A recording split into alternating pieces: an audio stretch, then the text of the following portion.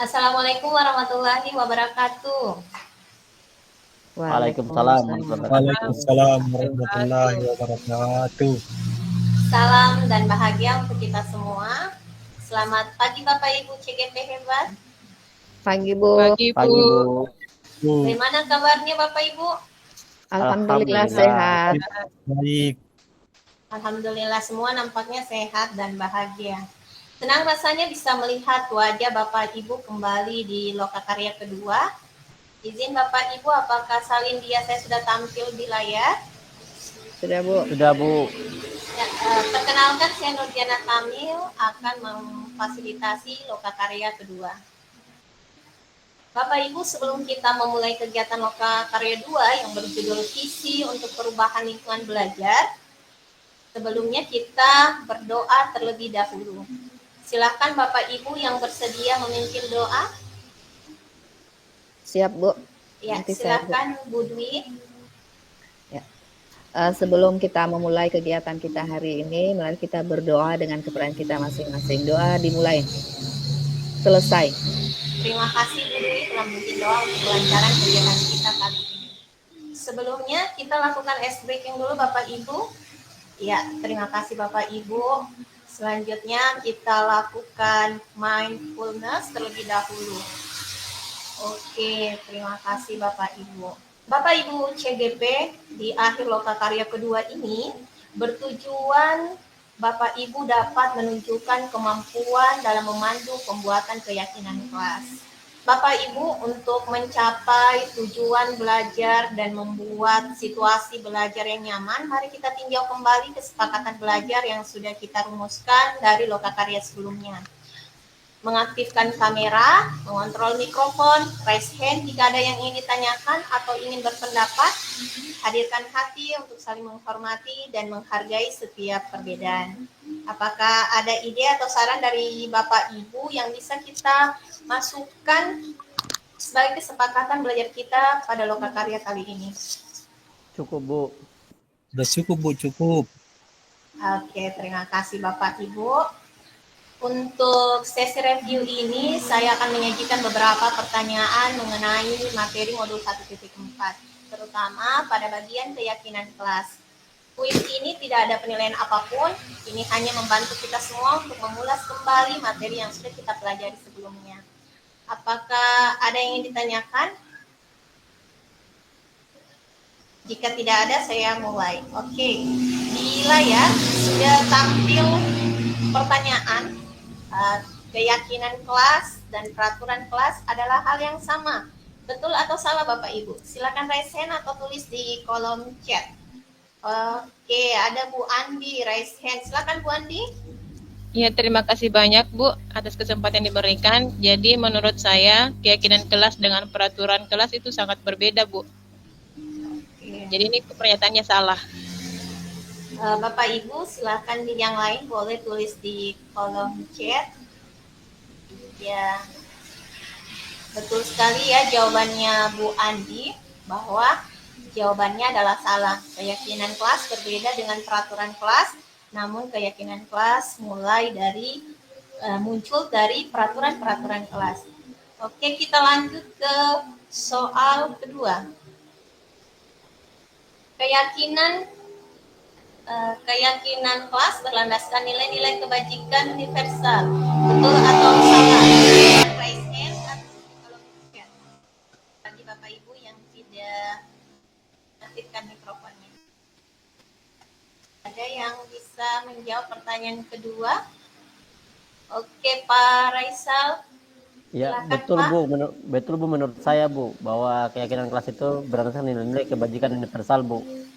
Oke, betul ya, di kolom chat juga sudah ada yang sepakat dengan Pak Raisal bahwa keyakinan kelas itu harus berlandaskan dengan nilai-nilai kebajikan universal. Ya, luar biasa jawaban Bapak Ibu semua.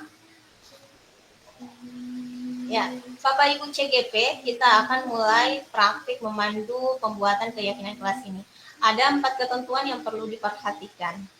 Ya, dari 4 ketentuan ini, apakah ada yang ingin ditanyakan? Kalau sudah jelas, boleh acungkan jempol. Oke, Pak Yusuf sudah sepakat, Bu Andi juga sudah sepakat, Bu Dwi juga, Pak Rais. Oke, kita lanjut ke slide selanjutnya. Jadi ini adalah pembagian kelompok. Silakan Ibu melihat teman-teman kelompoknya. Jelas ya Bapak Ibu pembagian kelompoknya? Jelas, Bu. Jelas, Oke. Bu, siap. Ya, Bapak Ibu CGP, saya akan bagikan lembar panduan praktik keyakinan kelas. Nanti ini kita isi ketika kasih teman-teman yang berperan sebagai guru ataupun sebagai murid. Sudah jelas? Jelas, Oke. Bu. Ketika Bapak Ibu sedang tidak berperan sebagai guru, maka peran Bapak Ibu adalah sebagai murid. Pada praktik ini kita ingin merasakan, mengalami proses pembuatan keyakinan kelas. Maka berperanlah sebagai murid, namun tidak perlu menjadi murid yang berpotensi mengganggu jalannya diskusi. Bapak Ibu juga nanti diminta untuk mengobservasi jalannya tiap bagian. Bapak Ibu, sekarang saya akan berikan waktu sekitar 2 menit untuk melihat gambaran aktivitas tiap bagiannya. Jika ada pertanyaan, saya persilahkan. Jika sudah paham, tolong berikan emot love. Oke, nampaknya sudah jelas semua memberikan emot love. Ada Pak Raisa, Bu Dwi, Bu Andi, kemudian Pak Yusuf. Oke, dan Bu Siwan. Terima kasih. Oke, Bapak Ibu, waktu persiapan sudah selesai. Ingat, ini hanya sebuah simulasi dan latihan. Harapannya kita bisa belajar dari sini. Jadi tidak apa-apa jika Bapak Ibu merasa melakukan kesalahan. Saya persilakan kelompok pertama untuk melakukan kesepakatan kelas, menyusun kesepakatan kelas untuk dijadikan keyakinan kelas. Ketika kelompok pertama sudah selesai, nanti presentasinya dilanjutkan ke kelompok 2. Kemudian jangan lupakan peran Bapak Ibu sebagai murid ya. Bapak Ibu, kita sudah mempraktikkan bagaimana memandu pembuatan keyakinan kelas. Dari hasil presentasi tiap kelompok tadi, kita sudah lihat bagaimana setiap kelompok memandu pembuatan keyakinan kelas di kelompoknya. Selanjutnya, mari kita merefleksikan pengalaman kita sejenak. Di layar tampak ada 3 pertanyaan. Bapak Ibu yang ingin merefleksi diri, silakan raise hand atau menulis di kolom chat. Atau boleh mengisi link Padlet yang saya bagikan. Tunggu saya bagikan. Ya, Bapak Ibu yang mau raise hand boleh, silakan buka mikrofonnya. Pertanyaan pertama, refleksi kedua, dan refleksi ketiga. Pak Yusuf. Silakan Pak Yusuf. Bagaimana refleksinya? Terima kasih atas kesempatan yang diberikan. Kalau saya, Bu, saya mungkin fokus pada nomor 1. Observasi Bapak Ibu tiap bagian ketika menjadi guru atau ketika menjadi murid. Ketika menjadi guru, kita harus menjadi seorang fasilitator.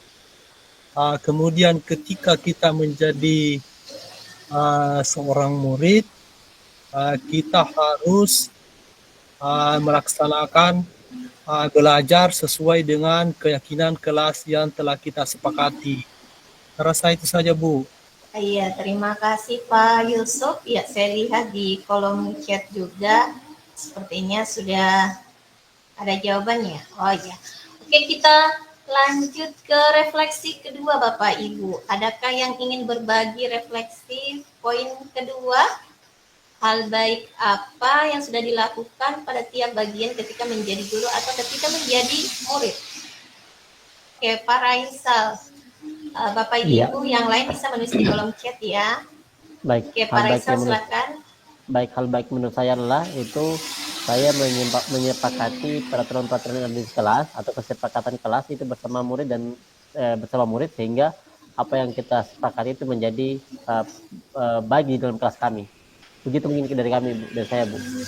Oke, terima kasih Pak Raisal. Kemudian pertanyaan refleksi ketiga.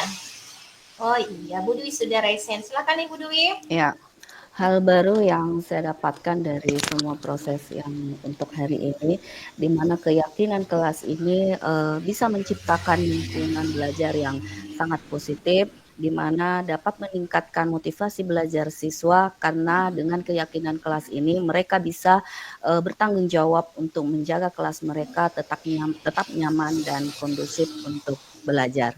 Mungkin begitu, Ibu. Iya, refleksi yang luar biasa dari Bapak Ibu. Jadi saya percaya Bapak Ibu ini sudah matang untuk memandu siswa-siswinya nanti. Bapak Ibu calon guru penggerak, kita sudah melakukan sesi praktik membuat keyakinan kelas. Semoga praktik ini bisa membantu Bapak Ibu sekalian dalam membentuk lingkungan belajar yang berpusat pada murid. Jangan lupa Bapak Ibu membuat keyakinan kelas sekolahnya di CGP masing-masing. Nanti saat kunjungan pendampingan individu, kami akan melihat keyakinan kelas Bapak Ibu.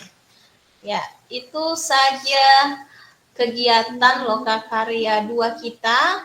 Saya mohon maaf jika sekiranya ada salah kata dan salah nada. Semoga ini menjadi pencerahan dan penguatan untuk kita semua dalam mencapai visi untuk perubahan lingkungan belajar. Wassalamualaikum warahmatullahi wabarakatuh.